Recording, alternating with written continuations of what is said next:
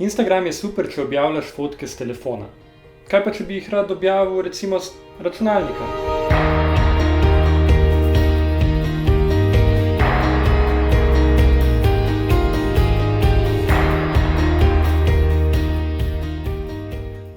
Živja, sem Rok in to je prvi video z nasveti iz projekta Emaus.